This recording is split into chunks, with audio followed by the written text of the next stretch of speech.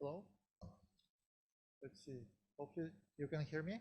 I'm going to be doing my presentation in Japanese, in English, unfortunately.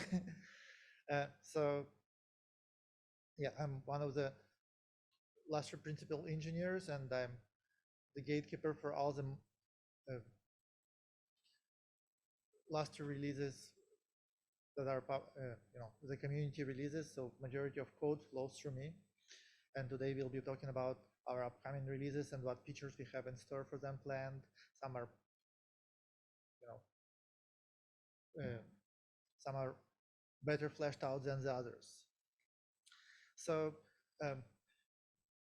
with 2.15 released in June, the 2.16 development is well underway. And one of the bigger features planned is IPv6 support. It's been in development for quite a number of years and now seems to be finally coming to fruition. There have been quite a bit of demand for that. The feature is being worked on by Oak Ridge National Lab and SUSE all together. The other feature that's coming is the cross-directory stat ahead. And I'll talk about these features in more details in the subsequent slides. For 2.17, we plan some other major features like the client-side data compression is pretty useful to reduce network and disk usage. It's going to use the same infrastructure as client-side encryption. There was an existing prototype from University of Hamburg that had been sitting there for a while, but now we are taking this development ourselves to bring it to completion. Yeah. And I'm not sure how people familiar are with this, but when we say Whamcloud, this is actually a portion of DataDirect networks that just is concentrating on Lustre. Metadata write-back cache is also well underway, and it would allow a client to perform all sorts of local memory operations with low latency, so there's going to be great benefits from that. For 2.18, that's so far out, we're just starting to have discussions about proposals, what to include there. So one of those things is erasure coding that again started several years ago. There is a prototype, but now Oak Ridge National Laboratory is interested in taking over this work, and it should allow us more efficient storage of redundancy file information. Lustre metadata redundancy is another thing that we are discussing.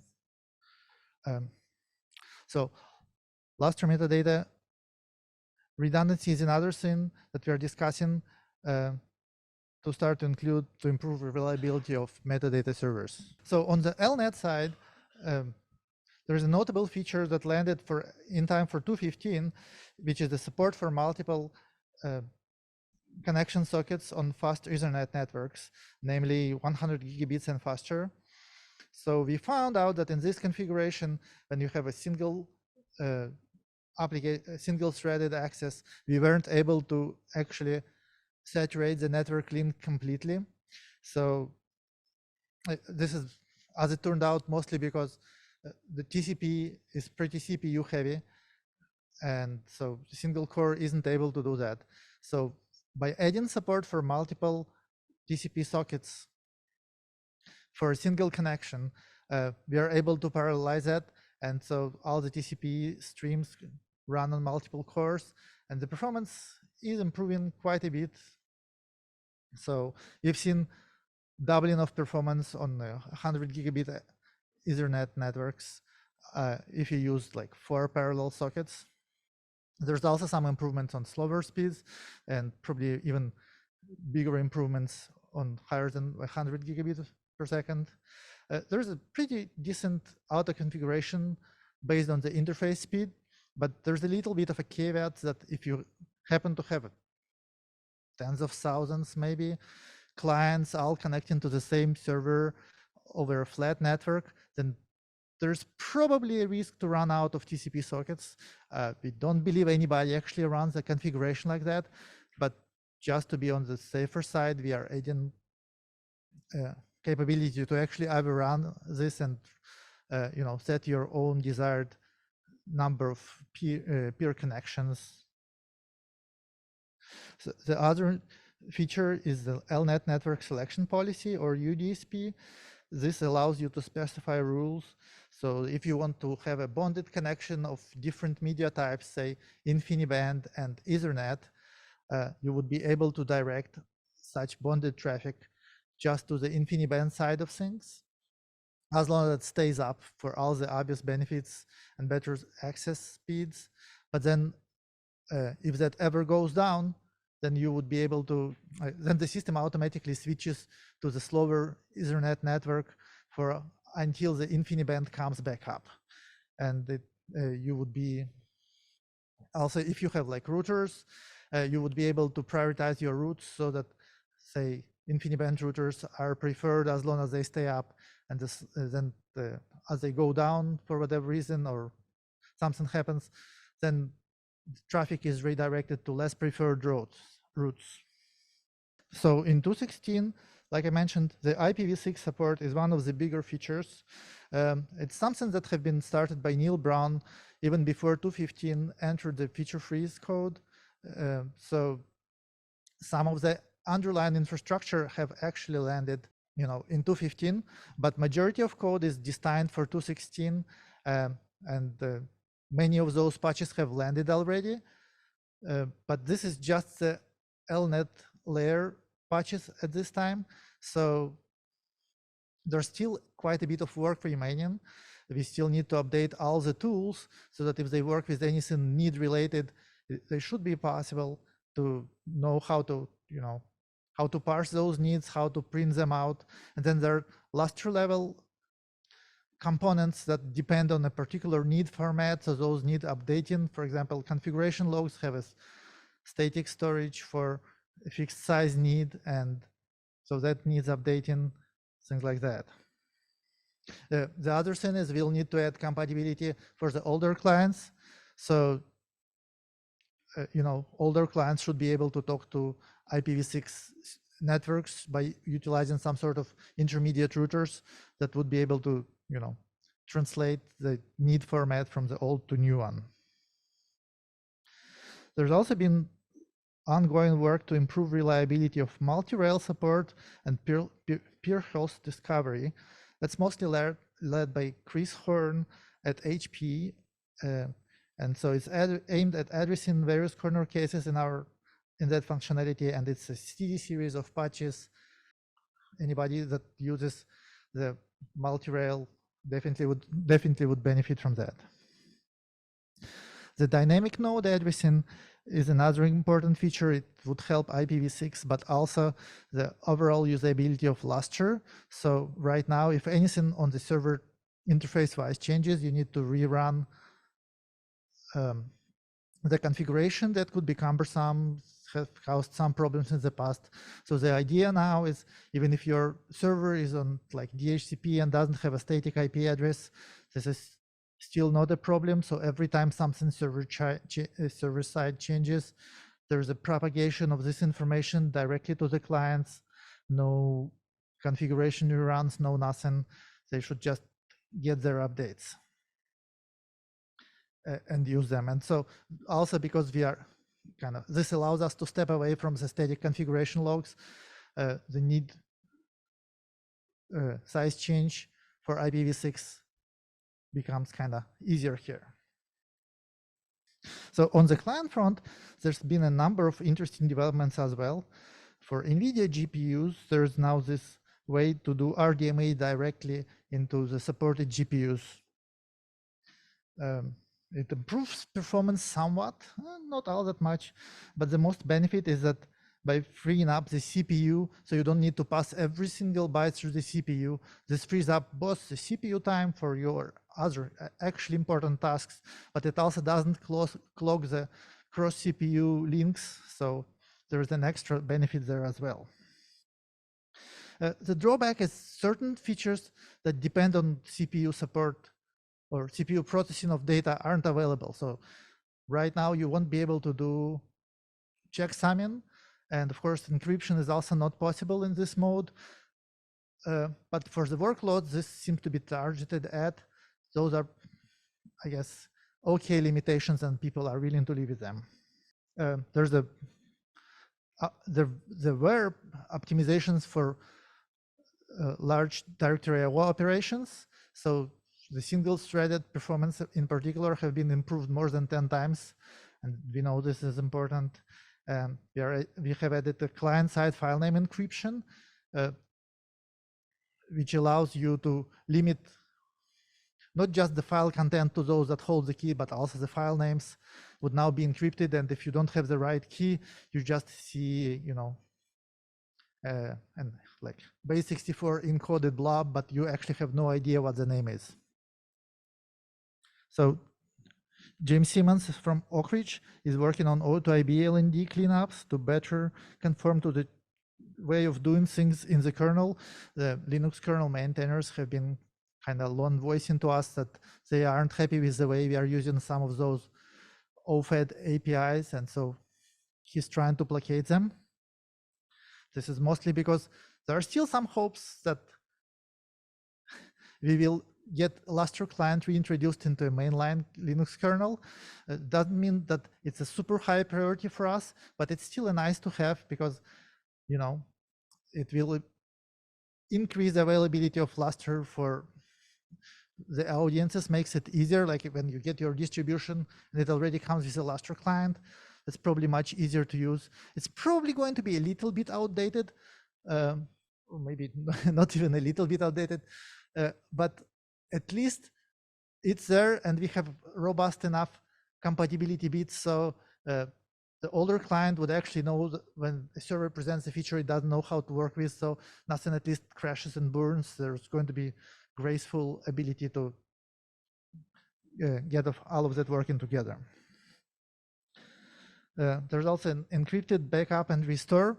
So right now, in order to access a file that has an encryption key, you have to produce the key and you get plain text output. But there is a use case where you don't have the key and you still need to access the data, which is, for example, if you want to migrate this file somewhere, you actually don't care about the contents. So we are adding ways on how to do this. And so now those kind of unauthorized processes, they would be able to see encrypted data. They would be able to move it to backup or restore from backup or migrate it to like different OSTs and such. And it doesn't matter that they don't know what the data is, as long as they set in the flag back that, hey, this data is encrypted. So once the process that actually comes with the actual key, they are able to decrypt their data and still get it, securely. Yeah, and there's of course an ongoing stream of cleanups of all the other code and such. Also, there's going to be newer kernel support every, I'd say, every last release sees at least 1 or 2 minor releases from major distros.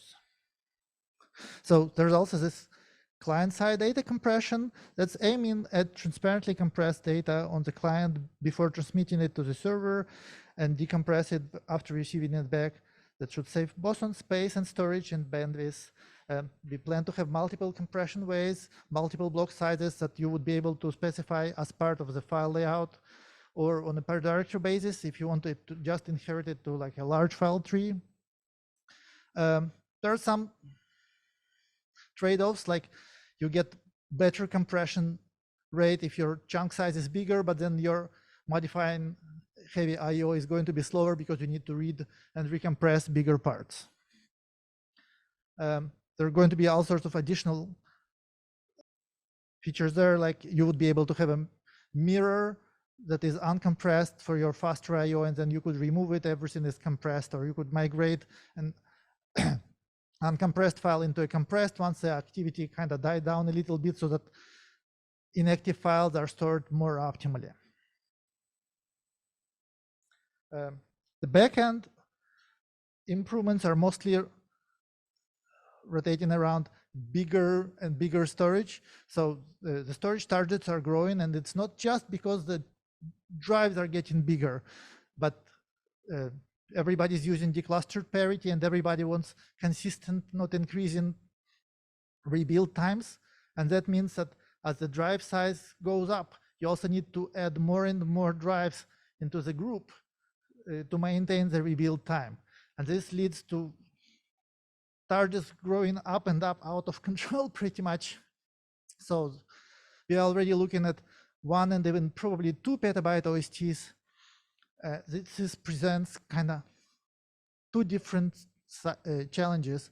One challenge is as there are more and more blocks, finding the good ones for your allocated data getting slow. So there are MBAlloc allocation improvements that are kind of getting this faster. The other problem is, of course, a larger storage gets to store a lot more files.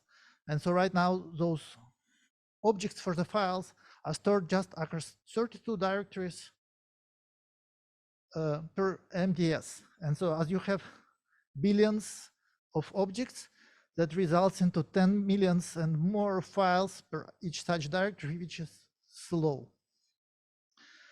And just increasing the fan out turns out to be not the ideal implementation. So what we are coming up with instead is we are going to just rotate the feed. We are going to rotate the OST sequences, and basically the benefit of that is once the sequence turns over, all your allocations are in the new set of directories that are kind of emptier, and so there's much better locality, and presumably your old allocations aren't, your old files aren't accessed as much, so they get flushed from the cache, and you get benefit from better cache utilization there as well.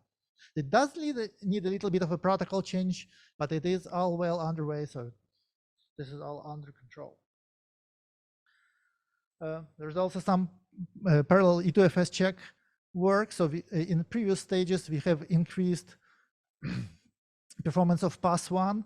And so the pass 2 that used to be 7% of runtime is now 70. So this is the kind of obvious next target. So I'm not sure if anybody works on that, but this is definitely in the plans. On the MDS side, the biggest improvement was the space balancing, and it's real important thing as it makes DNA with multiple MDTs much more usable as it performs automatic rebalancing across multiple MDTs. So now we have customers that have more than 40 MDTs, and they do multiple millions of operations per second. And so to get there, they don't even need to do any manual tunings. The migration improvements on 2.16, this is making the migration even more robust with more error checking, and we had to change the hash function to address some deficiencies that we found in usage in current hash function. But because it's a protocol change, we couldn't just replace it. We had to add another function, and we will have to gradually switch to that. And because both the client and the server need to support it, we couldn't just make it the default, even while we do try to backport this change into 2.15. It'll take time for actually gradually migrate everything around. And then the improvements in lock-in to help with performance with distributed transactions, because with 2.15 now, we are doing a lot more of those remote directory operations. So we want the performance of those operations to become better. And currently it's about 1/10 of the speed of the local directory create. And we are going to try and optimize that. So then the write-eye cache is actually quite a big feature, and we decided to split it in into several chunks. The more immediate one is going to be cross-directory stat ahead, that will consist of two parts: the batch RPCs and the stat ahead improvement. So stat ahead is like a metadata read ahead where we detect an access pattern from an application like ls or find, and it sees that something is open in a directory and then proceeds to access every file. So it does this ahead of time, and by the time application is ready to pick the next file, the data is already in cache. So right now it's done one by one. We are going to batch this into multiple requests like this into a single RPC. And the other optimization is we are going to detect extra patterns cross directory. So is the application going just flat in the single directory? The breadth or depth width, where every time it meets a directory on the way, it just descends into that and goes in, and then we'll need to cross-fetch the attributes from this every directory on the way. And then that goes into metadata write-back cache itself, which is a much bigger thingy. It would allow you to store all your modification operations on a client for mostly new directories or opportunistically with existing directories. The way it works is it grabs the lock at the very top and then performs its operations in memory. It doesn't need any communication with the server other than getting the initial lock. So if you have ever untarred the file or tried to compile anything on Lustre, you know it goes kind of slow. This is addressing this, and this kind of usage patterns are important in machine learning and genomics. So they just untar their work set, they work on it locally, and then they are done. So the nice thing about that is you don't need to flush the whole thing on conflicting access, but instead you could do it layer by layer. So if the top directory is dropped, then we just descend one level, get a whole bunch of locks like this on the next level, and if the conflicting access just goes one pass, we only flush that pass as opposed to everything else. This prioritization is well underway, and you know, hopefully it'll come to fruition soon. The redundancy is kind of so far out, and it looks like we are so out of time. We are probably not going to descend much into this, but basically the whole idea is right now MDT0 in particular is very limited in redundancy. So if you lose that, you lose access to your file system. So we do plan to do several phases where we'll mirror the actual root directory to other MDTs. And this will allow you to have at least partial access to your file system, even if MDT0 is done. Also, file location, field location database currently is only stored on MDT0, so that would also need to be mirrored all around. So if you lose any one of the servers, the data could be fetched from all the servers. Everything else is even more speculative, so I guess I'm not going to be going there at this time. I don't know, do we have time for questions? オレグ様ありがとうございました。時間になってはいますけれども、会場の皆様から何かご質問ございますでしょうか。はい。では、Zoom の皆様でご質問がある方は、ぜひスラックの方からご質問を投げかけていただければと思います。Thank you very much.